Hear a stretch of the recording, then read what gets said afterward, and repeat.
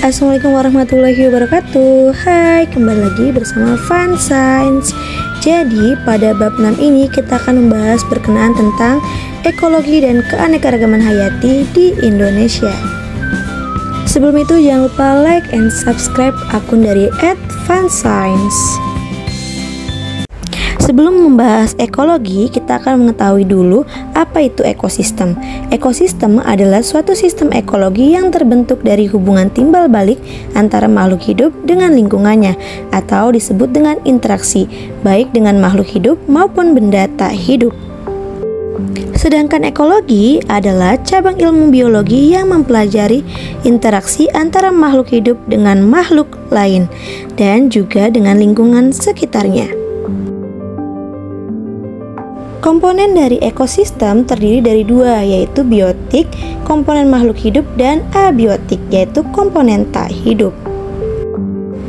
Kehidupan suatu organisme juga sangat dipengaruhi oleh keberadaan faktor biotik seperti tumbuhan, hewan, atau organisme lainnya. Interaksi antara organisme ini mungkin bermanfaat atau bahkan merugikan bagi organisme itu sendiri. Dapat terjadi secara langsung maupun tidak langsung. Interaksi antara makhluk hidup ini dapat berupa kompetisi atau predasi atau hubungan interaksi lainnya.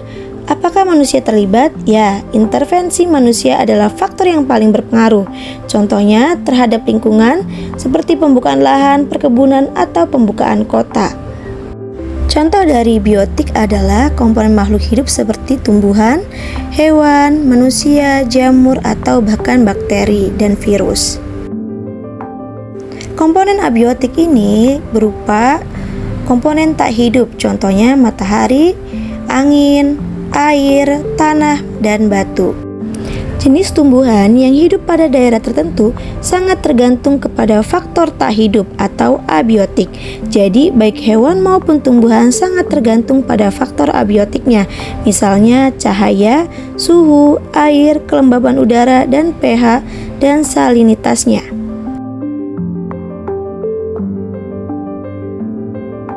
Selanjutnya, interaksi antar komponen ekosistem.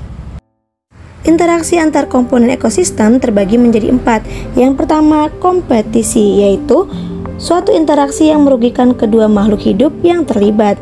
Interaksi ini terjadi ketika dua organisme atau bersaing untuk mendapatkan sumber daya yang sama dan terbatas.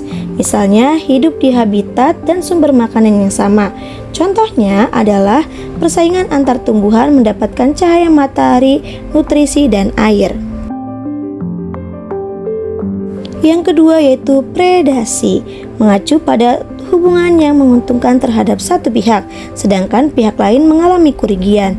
Predasi merupakan interaksi antar satu kelompok hidup yang memangsa makhluk hidup lainnya. Contohnya adalah burung yang memangsa belalang. Yang ketiga adalah herbivori, merupakan interaksi yang melibatkan antara herbivora dengan produsen. Salah satu akan dirugikan atau diuntungkan dalam interaksi herbivori ini. Contohnya adalah belalang yang memakan rumput. Yang keempat yaitu simbiosis. Simbiosis dalam ruang lingkup ini mempelajari mengenai hubungan erat antar populasi yang menempati habitat yang sama.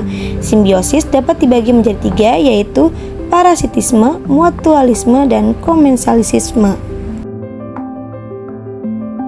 Yang pertama adalah parasitisme, adalah hubungan ketika salah satu organisme yang disebut dengan parasit yang mendapatkan keuntungan, sedangkan organisme lain yang disebut dengan inang yang dirugikan. Contoh simbiosis parasitisme ini adalah benalu yang hidup di pohon serta cacing perut pada tubuh manusia. Yang kedua yaitu mutualisme, adalah hubungan yang menguntungkan kedua pihak. Contoh simbiosis mutualisme adalah kupu-kupu dengan tumbuhan berbunga. Yang ketiga yaitu komensalisme, adalah hubungan yang menguntungkan salah satu pihak tetapi pihak lainnya tidak mendapatkan keuntungan atau kerugian. Contohnya simbiosis komensalisme adalah tanaman anggrek yang menempel pada batang pohon.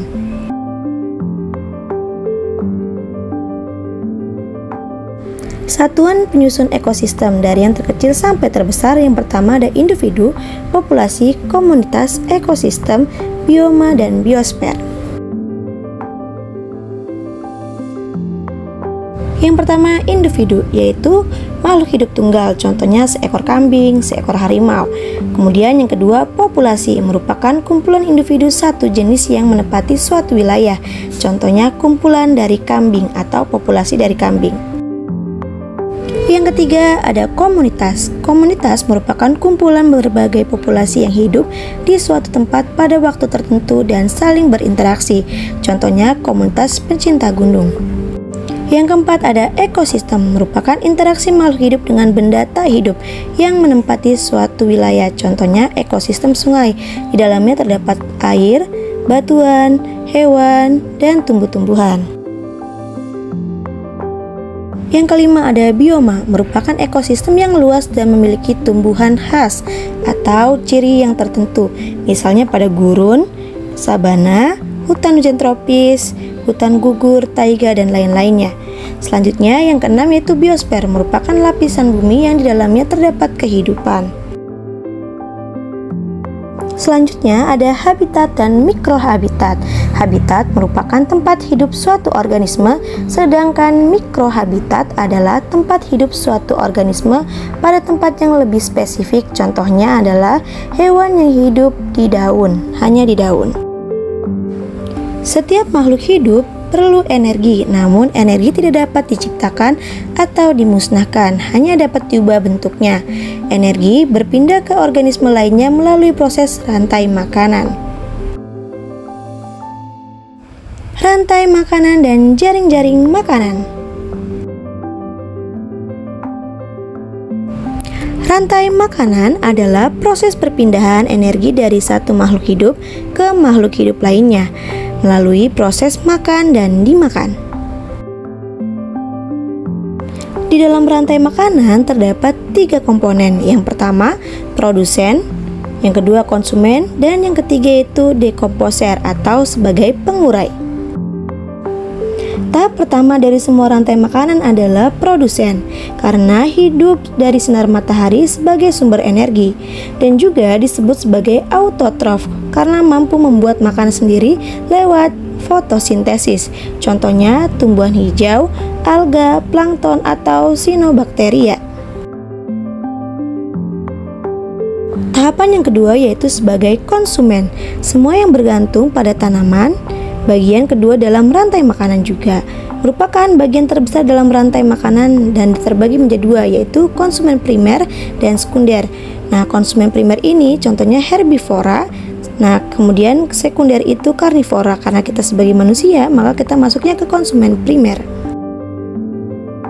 Bagian yang terakhir yaitu sebagai dekomposer atau sebagai pengurai, bagian akhir dari siklus hidup, membantu mendaur ulang nutrisi karena memberikan nutrisi ke tanah atau ke lautan sehingga dapat dimanfaatkan kembali oleh produsen, contohnya bakteri dan jamur. Nah, jadi di sini adalah contoh rantai makanan yang konsumennya lebih dari 1, di mana rumput sebagai produsen dimakan oleh tikus, tikus sebagai konsumen 1 dimakan oleh ular, ular sebagai konsumen 2 dimakan oleh elang, dan kemudian elang mati diurai oleh bakteri. Seperti itu, bakteri sebagai dekomposernya, sebagai pengurainya. Pengurai dimakan oleh plankton, plankton dimakan oleh udang, dan udang dimakan oleh ikan tuna. Ikan tuna dimakan oleh singa laut, dan singa laut akan mati karena dia dimakan oleh pengurai. Jaring-jaring makanan. Jaring-jaring makanan adalah hubungan yang kompleks dari rantai-rantai makanan dalam sebuah komunitas ekologis yang menunjukkan hubungan siapa yang mengkonsumsi siapa. Nama lain untuk jaring-jaring makanan adalah sistem konsumen sumber daya. Singkatnya, jaring-jaring makanan merupakan kumpulan dari berbagai rantai makanan. Nah, kita dapat lihat di sini bahwasanya rumput dimakan oleh belalang, balang juga dimakan oleh katak. Nah, kemudian rumput juga dimakan oleh tikus, tikus dimakan oleh elang, elang dimakan oleh ular, dan ular bisa juga dia mati oleh pengurai. Selanjutnya yang terakhir ada daur biogeokimia, yaitu perpindahan unsur-unsur atau faktor kimia melalui makhluk hidup dan lingkungan abiotik, di mana di dalamnya ada siklus air, siklus karbon, nitrogen, dan siklus oksigen yang sudah kita bahas pada semester sebelumnya. Terima kasih atas perhatiannya. Jangan lupa subscribe, like, dan komen. See you. Wassalamualaikum warahmatullahi wabarakatuh.